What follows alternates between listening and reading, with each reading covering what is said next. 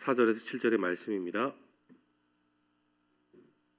4절부터 7절의 말씀을 저와 여러분이 한 절씩 교독하시겠습니다. 너희 중에 어떠한 사람이 양 100마리가 있는데 그 중에 하나를 잃으면 99마리를 들에 두고 그 잃은 것을 찾아내기까지 찾아다니지 아니하겠느냐. 또 찾아낸즉 즐거웠게 메고 집에 와서 그 벗구와 이웃을 불러 모으고 말하되 나와 함께 즐기자. 나의 잃은 양을 찾아내었노라 하리라. 내가 너에게 이르노니 이같이 죄인 한 사람이 회개하면 하늘에서는 회개할 것 없는 의인 99로 말미암아 기뻐하는 것보다 더하리라. 아멘. 예수께서는 사역하시면서 연약한 사람들 그리고 죄인들과 함께 늘 동행하여 주셨습니다. 그런 주님의 모습을 보며 많은 사람들이 주님을 따라갔지만 그 반대편에서는 사람들도 더러 있었죠. 대표적으로 바리새인과 사두개인 그런 사람들이었습니다. 서기관들도 마찬가지죠.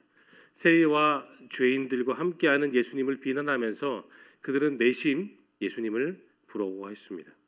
예수님은 세리와 죄인들과 함께 식사를 하시면서 자신을 비난하는 그 사람들에게 오늘 본문 속에 비유를 들어 설명하여 주셨던 내용입니다. 내용 관찰 일본어 보겠습니다. 바리새인과 서기관들이 예수님을 비난하는 이유가 무엇입니까? 예수님께서 죄인들과 함께하는 모습을 보면 자칫 죄인들의 행동을 인정하는 것처럼 볼 수가 있었습니다. 유대인들은 여러분이 아시는 것처럼 율법을 목숨을 거는 맹신하는 이들이죠. 그만큼 율법을 지키는데 그들의 온 신경과 삶은 집중되어 있었습니다. 세리와 죄인들은 율법을 벗어난 이들이죠. 그런 사람들과 거리를 두는 것이 마땅한 그 사회적인 분위기가 그 당시의 분위기였습니다.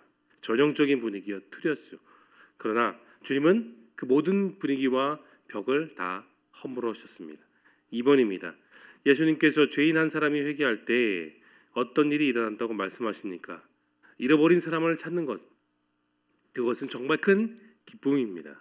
물론 하나님의 말씀을 준행하며 뜻대로 살아가는 그런 사람들도 하나님의 기쁨이 되죠. 그러나 무엇보다 하나님을 등지고 떠나갔다가 다시 하나님을 믿고 의지하고 돌아오는 그런 사람을 하나님은 더욱 기뻐하십니다. 하나님은 잃어버린 사람을 적극적으로 찾으십니다.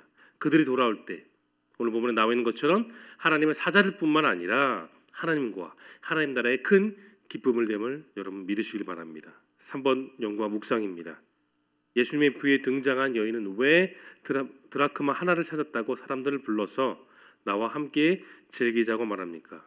8절부터 10절이 바로 그 해당되는 내용입니다. 여러분 중동 지방에 살고 있는 여성들은 결혼할 때 남편으로부터 은 10개를 선물 받는다고 합니다. 그렇게 분위기가 있다고 하죠. 이 10개의 드라크마는 단순한 화폐 단위를 말하고 있지는 않습니다. 거기에는 결혼 반지와 같은 큰 깊은 의미가 있는 겁니다. 그렇기 때문에 10개 중에 하나를 잃어버리면 그 결혼의 여성에게 있어서는 아주 슬픈 이야기가 될 수 있는 거죠. 그런데 오늘 8절부터 10절의 말씀을 읽지는 않았지만 여러분 자세히 보시면 어느 날 이 여성이 동전 10개 중에 하나를 잃어버렸습니다. 어두운 구석을 비춰가면서 이곳저곳 샅샅이 찾았지만 결국은 그 잃어버린 한 개를 찾았습니다. 물론 다른 사람들이 볼 때 10개 내지 한 개는 그렇게 큰 의미는 없습니다. 노동자들의 하루 정도 품삯 정도가 되는 것이지만 이 여성에게 있어서는 그 품삯의 의미를 넘어서 자신이 사랑하는 남편이 준 사랑의 의미가 그 10개에 담겨져 있기 때문입니다. 그녀는 그 가치를 알았어요.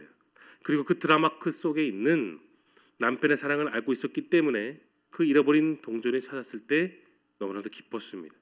그런 기쁨을 가지고 다른 사람들과 함께 기쁨을 나누기를 원했습니다. 다시 찾은 기쁨은 무엇으로 표현될 수 없었습니다. 하나님께서는 이 작은 비유들을 통해 잃어버린 것을 다시 찾는 그 기쁨을 주변 사람들과 많은 사람들에게 알게 하셨습니다. 한 영혼의 가치, 잃어버린 가치는 무엇으로도 측량할 수 없습니다. 설령 그가 죄인이라고 할지라도 악한 사람이라고 할지라도 그 역시 하나님께로 돌아가야 될 마땅한 존재입니다. 잃어버린 사람들을 찾고 그들의 마음이 열릴 것을 위해 두드리고 구하는 그 마음이 저와 여러분의 마음이 될 수 있길 소망합니다. 4번 느낀 점을 봅니다. 잃어버린 한 영혼이 돌아올 때 하나님께서 크게 기뻐하신다는 말씀 속에 여러분 무엇을 느끼십니까?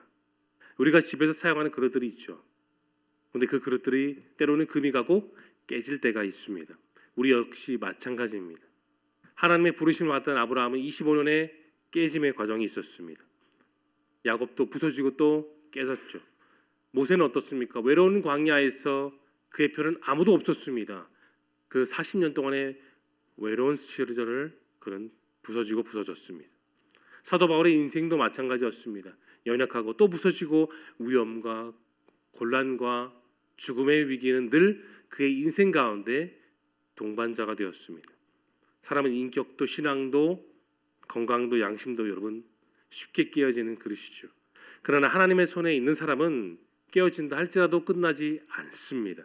한 번 실수했다고 영영 실패자가 되는 것도 아니고 늘 불행하는 것도 아닙니다. 비록 깨어지고 부서진다 할지라도 그것이 끝장이 아니죠.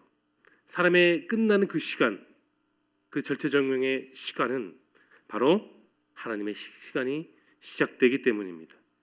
예수님은 깨어지고 부서졌던 베드로를 다시 회복시켜 주셨습니다.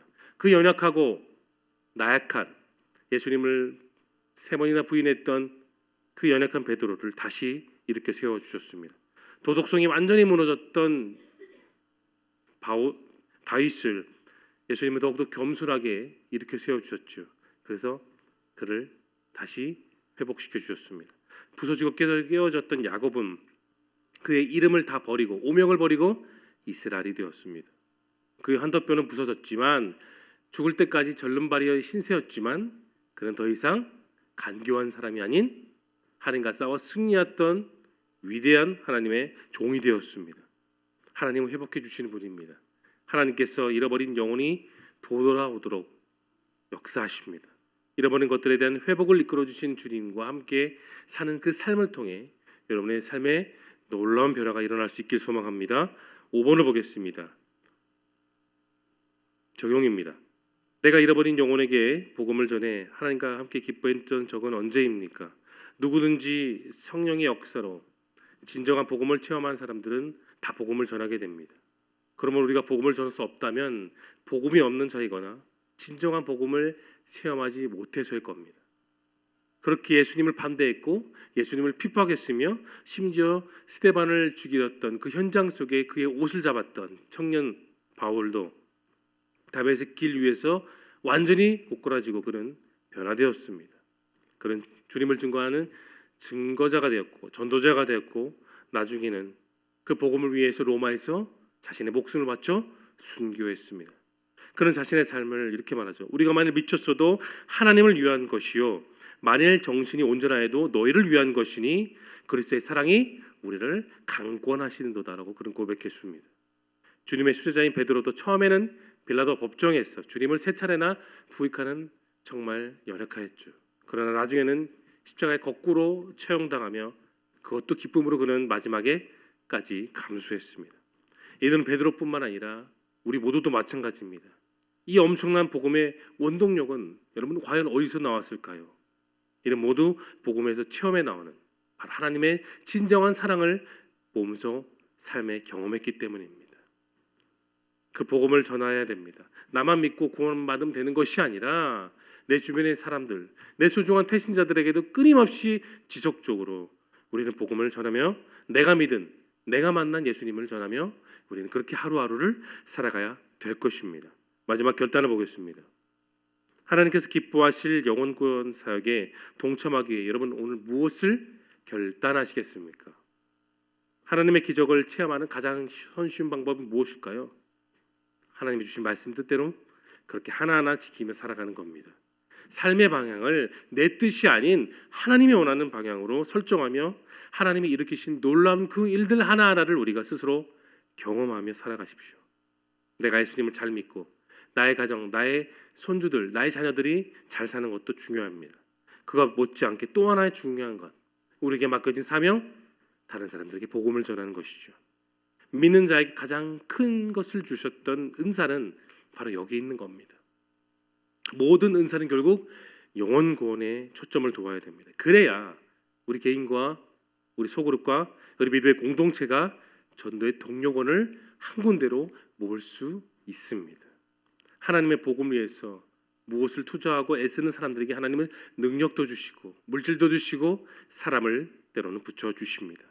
여러분, 씨를 뿌리지 않고 투자 없이 열매를 거두겠다는 것만큼 어리석은 것은 없겠죠. 교회라는 공동체, 생명이 결합된 곳입니다. 우리가 그리스도의 선물인 영생을 얻음으로 그리스도의 공동체에 우리는 일원이 되었습니다. 공동체의 같은 운명, 같은 생명을 갖고 우리는 공통점을 갖고 있습니다. 그것이 바로 영원 구원입니다. 이 일을 위해서 날마다 여러분 힘을 낼 수 있기를 소망합니다. 한 영혼이 주님께로 돌아오는 그 귀한 일들이 우리 모두의 삶 속에 날마다 더해질 수 있기를 예수님의 거룩하신 이름으로 축원합니다. 이 시간 함께 기도하며 나가겠습니다. 오늘 들은 생명의 말씀을 기억하며 함께 기도하시고, 화면에 보이는 기도 제목 첫 번째, 사람을 살리고 교회를 바로 세우는 전도에 모든 성도들이 하나 되어 협력하게 하옵소서. 하나님께 가장 기뻐하시는 영혼 구원 사역에 전심으로 동참하게 하옵소서. 교회 비전과 성취, 교회 모든 일꾼들이 성령과 지혜와 믿음과 은혜로 충만하게 하옵소서. 하나의 공동체, 교회에 대한 사랑과 긍지로 협력하게 하시며 기쁨 속의 비전을 향해 날마다 전진하게 하여 주옵소서. 뿐만 아니라 여러분 마음속에 품고 있는 소중한 기도 제목을 놓고 우리 함께 뜨겁게 주여 한번 외치고 통성으로 기도하며 나갑니다. 주여.